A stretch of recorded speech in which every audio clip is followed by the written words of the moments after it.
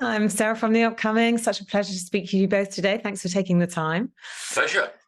Maybe you could begin with a brief introduction to this amazing film, The Great Escaper. What can people expect when they watch it? No, I think they'll see a fabulous love story that's been consummated across 70 years, set against the background of the last war and the war that we all fight as we get a bit older.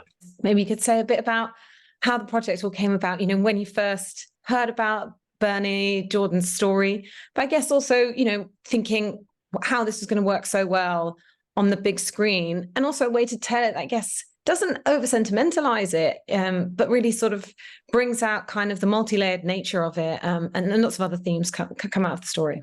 I mean, he found Billy, that is. So basically, I arrived later in the day, but Pathé had discovered, or rather decided, that there was some value in the real event. And at the same time as, I think, Ecos Films, they came together and started to develop the idea and brought in Billy.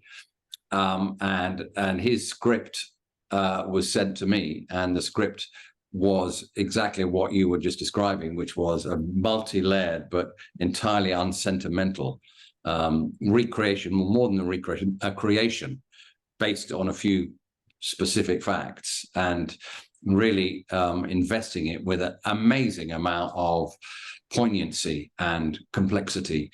And so what could be quite a slight little entertainment turns out to be quite a sizable sort of feat of certainly from the writing point of view, and we do our best in making it of something that is quite, I think, at times it's incredibly moving. I mean, the story that he's told, which even subverts the original to some extent, is extremely kind of, it leads you through lots of wit, lots of fun, you have a good time, and then it starts to build this, I think, incredible connection with the main characters and their separate journeys. And it takes you, they go out their separate ways and come back together. And by the end of the kind of almost figure of eight, there is this a surprising, powerful conclusion, which I think is hopefully very satisfying for an audience. I concur. I mean, I have nothing to add to that other than exactly that. And it's when we started out, it was the facts as there was that this guy had left his old folks' home. He wanted to go on to the commemorations of the D-Day landings, 70 years commemorations, and couldn't get on an organised trip because they were full. He left it rather late, which in itself I thought was interesting. And then at the last second, with his wife's encouragement, he set off to France. We know he met another serviceman over there. We know he stayed in a cosy hotel in Ouistreham.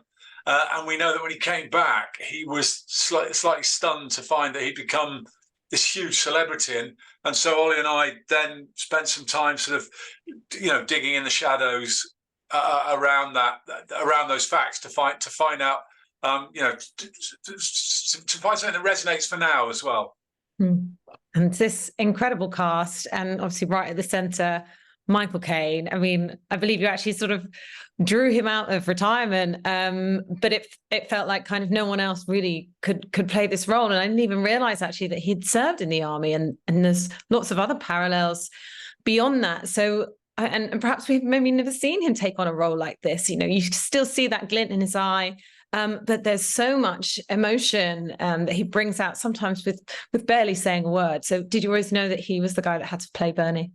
Yeah, we did, I think. I mean, you nailed it there in terms of not easy to play a soldier. You can always play a soldier, but if you've been a soldier, you've got a different grasp of the role, I think. And all those elements that Michael has, which seem in such kind of harmony with the character of Bernie, the kind of the sweetness, the wit, the mischief, and at the same time you get a glimpse of something deeper going on, which you have with Michael. When you meet Michael, he's enormously affable and good fun and playful, but he's lived quite a life, got so much experience, made so many stories happen that you're drawing on a massive reservoir. And I think, yeah, there's something about that performance, as you say, that hasn't been seen before, in that he's always been fabulously, well, usually sort of kind of cocksure, cheeky kind of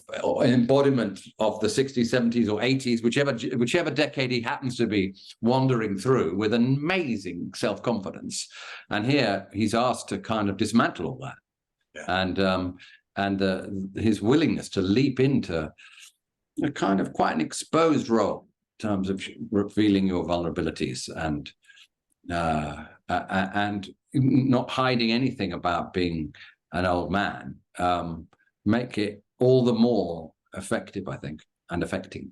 Well, just exactly. I mean, I think you're so right when as Ol said, when you said about his vulnerability. I've never, when I heard, we have conversations, Ol and I, about our dream casting, and then when we got it, it was because that doesn't always happen like that, and it was extraordinary, but I hadn't expected the performance in a way that because I think a lot of actors, what they're very careful about not to show in some respects is vulnerability, and particularly weakness, and in a sense there's a they're very happy to show tortured and all those kinds of things, but actually a man who's really in some respects carrying this terrible kind of hole inside him, and to portray that, and that for the opening shot, the big close up of this, and he's 90, and Bernie was 90, and as Ol said a while back, he said, we could have got a 70-year-old and put a bit of talcum powder in the hair or whatever, but he's there, and he's still a handsome man, but he's not the handsome man of Alfie or Get Carter or anything like that. It's a different kind of beauty about him now, but I just thought it was an incredibly brave portrayal, and the same with Glenda as well, But I think with Glenda, you expect her to do the unexpected almost. Mm. Yeah, and I think that pairing is so incredible because I think they'd worked together, haven't they, like 50 years ago or something, and they're quite different, but they seem like you can feel, you can believe that they have a relationship that's gone back that many decades, and of course, added poignancy knowing this was her last role too. No, you're right that the similarities and the differences between them are both extreme. In that on one level they're both these working class kids, whether it's Bermondsey or Birkenhead, and they've always remained true to their roots in a way. They haven't recreated themselves. They've built other things and they've got incredible facility to be other kind of people, but they've always been who they were, who they started out as.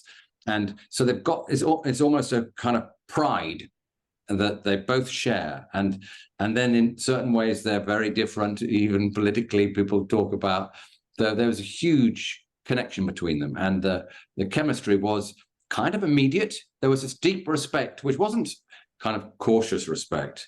It was, what are we doing here? We're both nearly 90, and we're doing this thing in some little care home in Redhill or somewhere, and it's a really hard work making a film, especially if you're carrying it. And there they are committing to it, and the kind of courage and collaboration and the intimacy of that is extreme. And they both absolutely dove into it. So they both were very, very trusting and giving to the other. And I think that's probably the secret to the chemistry. In terms of the takeaways, like we were saying at the beginning, I guess not kind of glorifying war, but reminding us of, the people who've been through that. And I guess somehow embracing old age, but also, facing your past and facing your past traumas can be something you can overcome. That's right. And I think you're absolutely right about that. And, and also finally that, as old people have a present connection with life, and they don't need to be patronized, nor do we need to set them up as these kind of cheeky people still talk about sex and still have a bit of a laugh. They're normal functioning people with fears and desires. And you're right that's what Billy brought to it as a script, was when we talk about those layers, almost the most potent layers is that thing of investigating what is sold often as the glory of war, or as the kind of the cozy version of old age, as people would like it to be. And both have not deceit, but there's a way in which they're not facing the truth. And so Billy's created a story where there are two lead characters, both seeking the truth, and that is a bold journey. And that's one of the reasons I think the story is so resonant, is it connects both with the characters and these actors. And you feel like if you're still going to be acting at that age, you're still looking for something. They don't have to do it, and so there's still, and there's a real, almost pure connection in human terms in that objective, which makes it deeply touching. Absolutely, 100%. Well, I'm out of time, but thank you so much for sharing all that with me, and I can't wait for everyone else to have the chance to see The Great Escaper. Thanks so much.